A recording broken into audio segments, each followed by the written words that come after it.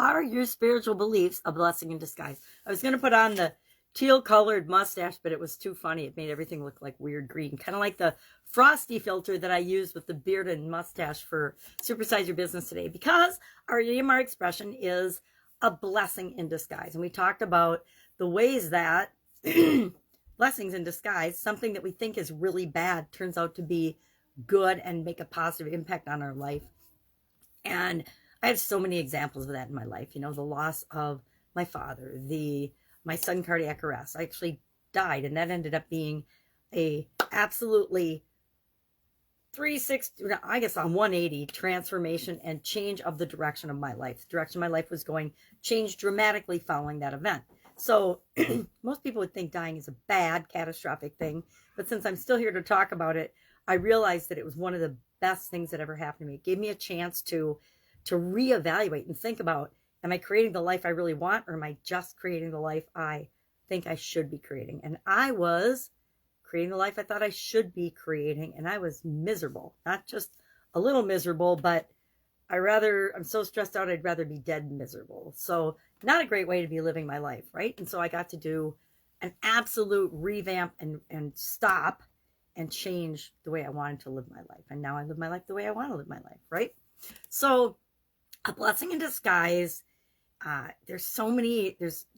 believe, and maybe this is just my belief, that absolutely everything that happens to us and around us, every experience we have, is for a reason. And we don't often understand the reason immediately. A lot of times things happen and we forget to learn the lesson. And so guess what? We get served up a similar situation in our life again until we say, okay, why am I seeing this pattern? Why am I feeling this way over and over again? What's similar about situations and experiences I've had in the past that I haven't consciously noticed and decided how I'm going to respond and react to them? At least that's what I choose to believe, is that everything happens to teach me or show me or for me, for my benefit, for my personal growth and development, so I can be a better person, so I can make the choices of how I want to respond to things. You know, it's like people that marry the wrong type person or date the wrong type person over and over and over again.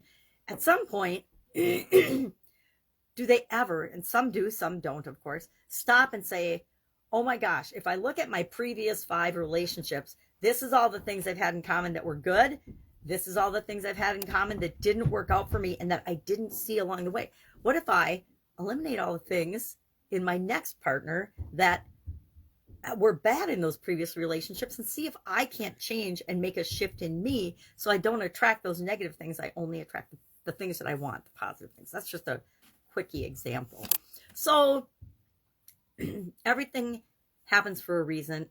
You know, blessings to me, a blessing in disguise, a challenge, a bad thing that happens, a lost opportunity in our minds, especially when we're growing and building our businesses, to me is something that I need to learn from. And then how can I take what I learned and use that or put that away in my brain so that when something similar happens in the future, I respond in a different way or I learn something. I think that our challenges are what really move us in the direction we want to go with our life. They're the things that show us where we have the biggest area of change or improvement required. If let's think of an example. I've got so many examples in my life of where I've done this and looked at and said, okay, this bad thing happened. And a lot of people will dwell on the why, or they'll just relive the bad event over and over and over again. It's like a 5 or 10 minute event, and they turn it into, 10 years of their life because they've thought about it and relived it in their mind so many times.